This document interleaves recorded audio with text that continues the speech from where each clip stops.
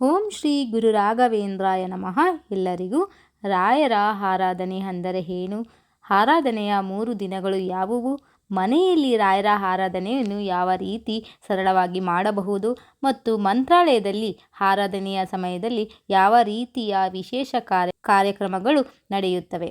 ಈ ಎಲ್ಲ ಮಾಹಿತಿಯನ್ನು ಈ ವಿಡಿಯೋದಲ್ಲಿ ಸರಳವಾಗಿ ನಿಮ್ಮ ಜೊತೆ ಹಂಚಿಕೊಳ್ಳುತ್ತೇನೆ. ನೀವು ರಾಯರ ಭಕ್ತರಾಗಿದ್ದರೆ ಈ ವಿಡಿಯೋವನ್ನು ಕೊನೆಯವರೆಗೂ ನೋಡಿ. ರಾಯರ ಕೃಪೆ ನಮ್ಮೆಲ್ಲರ ಮೇಲೆ ಇರಲಿ. ಮೊದಲಿಗೆ ಆರಾಧನೆ ಅಂದರೆ ಏನು ಅಂತ ತಿಳಿದುಕೊಳ್ಳೋಣ. ಶ್ರೀ ರಾಘವೇಂದ್ರ ಸ್ವಾಮಿಗಳ ಬೃಂದಾವನ ಪ್ರವೇಶವನ್ನು ಸ್ಮರಿಸಿ ಆಚರಿಸುವ ಪವಿತ್ರ ದಿನಗಳೇ ರಾಯರ ಆರಾಧನೆ. ಆರಾಧನೆ ಸಂದರ್ಭದಲ್ಲಿ ರಾಯರ ಬೃಂದಾವನಕ್ಕೆ ವಿಶೇಷ ಪೂಜೆ, ಅಲಂಕಾರ, ಮಂಗಳಾರತಿ, ಭಜನೆ, ಪ್ರವಚನ, ಅನ್ನಸಂತರ್ಪಣೆ ಸೇರಿದಂತೆ ವಿವಿಧ ಧಾರ್ಮಿಕ ಕಾರ್ಯಕ್ರಮಗಳು ನಡೆಯುತ್ತವೆ. ಆರಾಧನೆ ಅನ್ನೋದು ಕೇವಲ ಒಂದು ದಿನದ ಕಾರ್ಯಕ್ರಮ ಅಲ್ಲ. ಗುರುಗಳನ್ನು ಸ್ಮರಿಸಿ ಅವರ ಉಪದೇಶಗಳನ್ನು ನೆನಪಿಸಿಕೊಂಡು ಭಕ್ತಿಯಿಂದ ಸೇವೆ ಮಾಡುವ ಒಂದು ಪವಿತ್ರ ಸಂದರ್ಭ.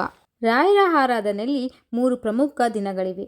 ಮೊದಲನೆಯದು ಪೂರ್ವಾರಾಧನೆ, ಎರಡನೆಯದು ಮಧ್ಯಾರಾಧನೆ, ಮೂರನೆಯದು ಉತ್ತರಾಧನೆ. 2026ರಲ್ಲಿ ಈ 3 ದಿನಗಳು ಕ್ರಮವಾಗಿ ಆಗಸ್ಟ್ 29, ಆಗಸ್ಟ್ 30 ಮತ್ತು 31ರಂದು ಬರುತ್ತವೆ. ಅದರಲ್ಲೂ ಮಧ್ಯಾರಾಧನೆ ದಿನವನ್ನು ರಾಯರ ಆರಾಧನೆಯ ಪ್ರಮುಖ ದಿನವಾಗಿ ಭಕ್ತರು ವಿಶೇಷ ಭಕ್ತಿಯಿಂದ ಆಚರಿಸುತ್ತಾರೆ.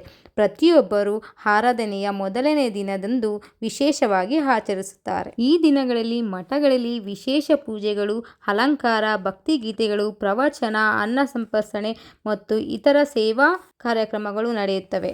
ರಾಯರಿಗೆ ಮನೆಯಲ್ಲಿ ಹೇಗೆ ಆರಾಧನೆ ಮಾಡಬಹುದು ಅನ್ನೋದ್ರ ಬಗ್ಗೆ ಇವಾಗ ತಿಳಿದುಕೊಳ್ಳೋಣ. ಮನೆಯಲ್ಲಿ ರಾಯರ ಆರಾಧನೆ ಮಾಡಬೇಕು ಅಂದರೆ ದೊಡ್ಡ ವ್ಯವಸ್ಥೆ ಮಾಡಲೇಬೇಕು ಅಂತಿಲ್ಲ. ತುಂಬನೇ ಸುಲಭವಾಗಿ, ಸ್ವಚ್ಛವಾಗಿ, ಒಳ್ಳೆ ಮನಸ್ಸಿನಿಂದ ಮಾಡಿದ್ರೆ ಸಾಕಾಗುತ್ತೆ. ಮೊದಲಿಗೆ ಪೂಜಾ ಸ್ಥಳವನ್ನು ಸ್ವಚ್ಛವಾಗಿ ಇಟ್ಟುಕೊಳ್ಳಿ.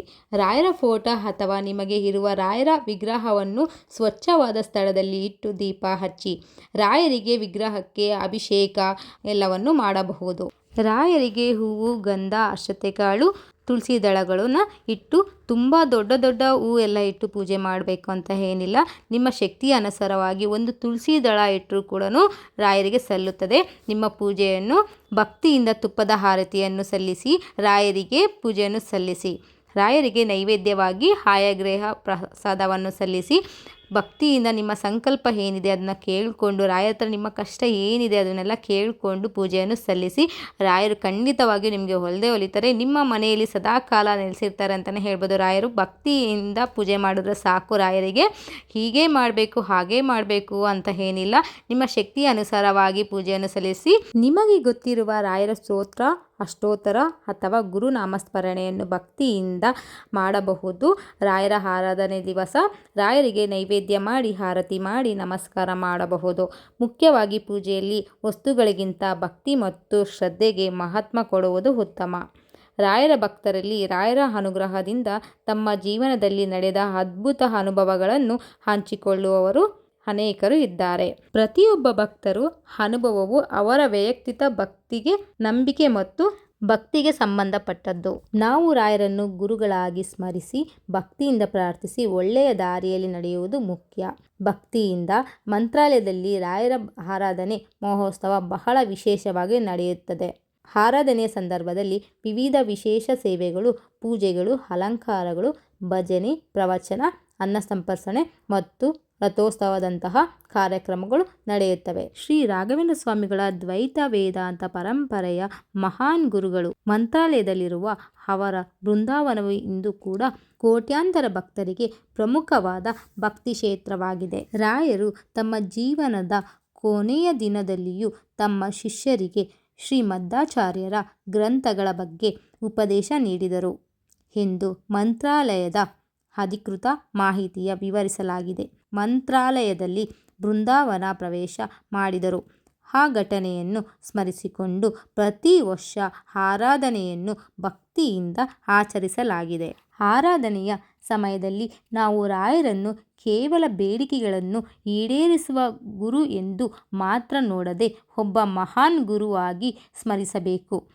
ರಾಯರು ನಮಗೆ ಧರ್ಮದ ಮಾರ್ಗದಲ್ಲಿ ನಡೆಯುವುದು, ಒಳ್ಳೆಯ ಜೀವನ ನಡೆಸುವುದು, ಗುರು ಹಿರಿಯರನ್ನು ಗೌರವಿಸುವುದು ಮತ್ತು ಭಕ್ತಿಯಿಂದ ದೇವರನ್ನು ಸ್ಮರಿಸುವ ಮಹತ್ವವನ್ನು ತಿಳಿಸುತ್ತಾರೆ.